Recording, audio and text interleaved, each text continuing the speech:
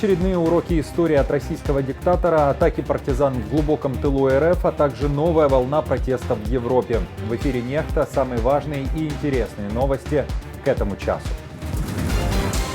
Кремль продолжает трясти Молдову и обещает поддержку Гагаузии. Что кроется за словами Путина? Кишинев шаг за шагом отнимает наши полномочия, ограничивает бюджет, нарушает законные права, провоцирует нестабильность и дестабилизацию в Гагаузии. Для ВСУ начался новый этап войны. Хватит ли сил и средств остановить весеннее наступление России, которое пугает крупномасштабной войной в Европе? Это не линии Суровикина, большие там десятки километров. Это укрепрайоны по основным стратегическим направлениям, где мы предполагаем, что будет враг наступать. ФСБ России радостно отчиталась об убийстве белорусского активиста в Карелии. Как силовики оправдали расстрел Николая Алексеева. Дорогие зрители, для того, чтобы правда доходила до еще большего количества людей, крайне важна активность и интерес каждого из вас. Лайки, комментарии, подписки и репосты помогают нашим видео оставаться в тренде, а вы и сотни тысяч других пользователей всегда в курсе актуальных и важных событий. Именно о них сейчас и расскажем. Кремль продолжает дестабилизировать ситуацию в Молдове. Накануне Песков заявил, что в этой стране размножается бацилла русофобии. В Американском институте изучения войны при этом считают, что Кишинев – новая и привлекательная цель для Москвы, и против Молдовы Россия готовит гибридную войну. Помогают раскачивать лодку как так называемые власти так называемой ПМР, так и представители Гагаузии, автономии в составе Молдовы. Глава этой автономии Евгения Гуцул уже как минимум дважды посетила Россию или вообще из нее не выезжала за последнюю неделю. Накануне она попросила помощи у Путина, и тот пообещал поддержку. Что скрывается за этой поддержкой, пока не ясно. Кишинев шаг за шагом отнимает наши полномочия, ограничивает бюджет, нарушает законные права, провоцирует нестабильность и дестабилизацию в Гагаузии и во всей стране. Российский лидер пообещал оказать поддержку Гагаузии и гагаузскому народу в отстаивании наших законных прав, полномочий и позиций на международной арене. Гуцул при этом говорит, что разговоров об отделении Гагаузии от Молдовы нет. Якобы противоречия лежат только в политической плоскости. Ну и напомню, что Гуцул представляет политсилу беглого депутата-олигарха Илона Шора, который находится под санкциями ЕС, Швейцарии и США за попытки дестабилизировать ситуацию в Молдове. Сейчас Шор прогнозируемо прячется в России. А против самой Гуцул открыты уголовные дела, в том числе о незаконном финансировании избирательной кампании и подкупе избирателей. Госпожа Гуцул фигурирует в уголовном деле, которое находится на стадии завершения. В относительно короткие сроки будет принято решение по этому делу. Уголовное дело передано в суд. Мы находимся на стадии предоставления материалов уголовного расследования. С нашей точки зрения, накоплено достаточно доказательств, подтверждающих причастность госпожи Гуцул к уголовным делам. Путин продолжает удивлять мир своими уроками истории. От предыдущих, напомню, был в недоумении даже американский пропагандист Такер Карлсон, который назвал слова Путина огромной глупостью. Но на этот раз недоумевает Брюссель. Путин говорит, Бельгия появилась на карте вновь благодаря России.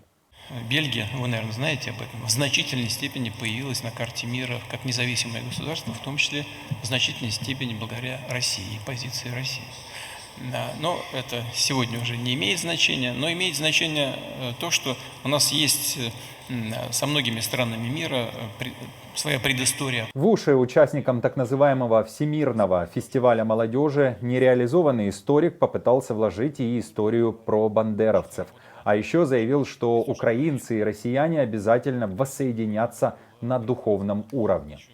Для того, чтобы это произошло, нужно, конечно, искоренять все, что мешает этому.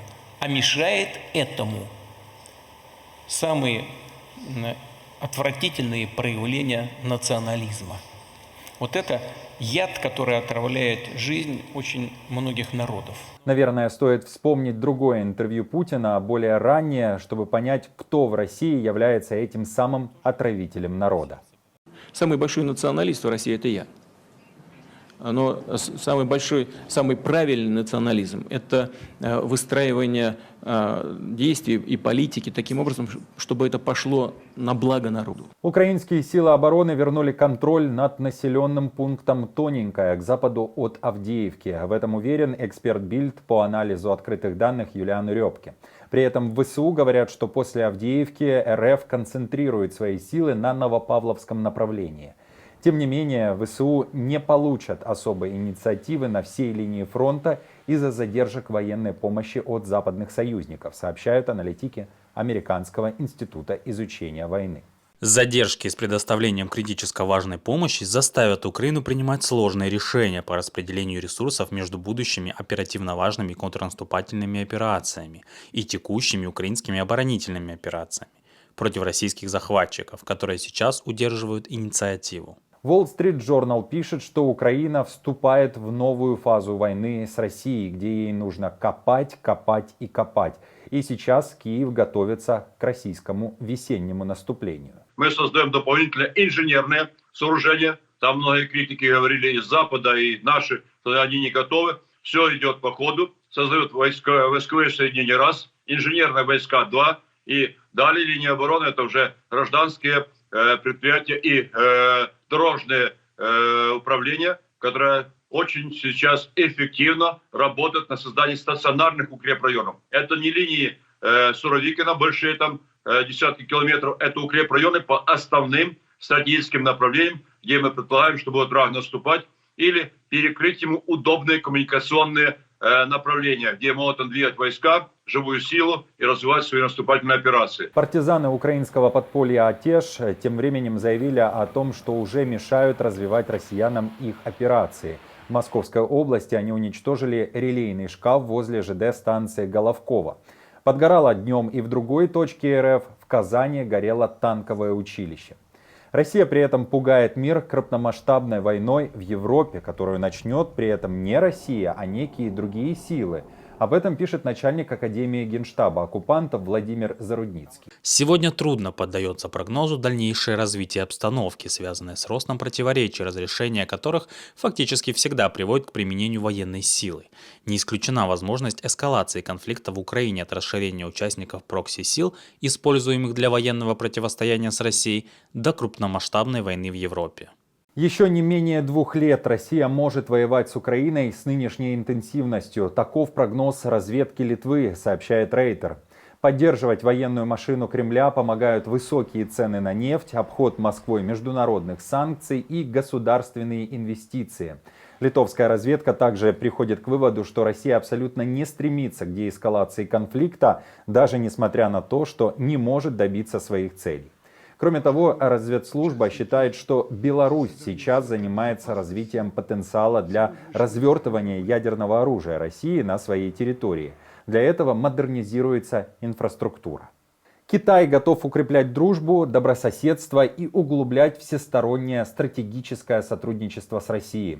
Глава китайского МИД Ван И вновь рассыпается в комплиментах в адрес Москвы, при этом говорит, что Пекин не меняет своей позиции касательно войны в Украине.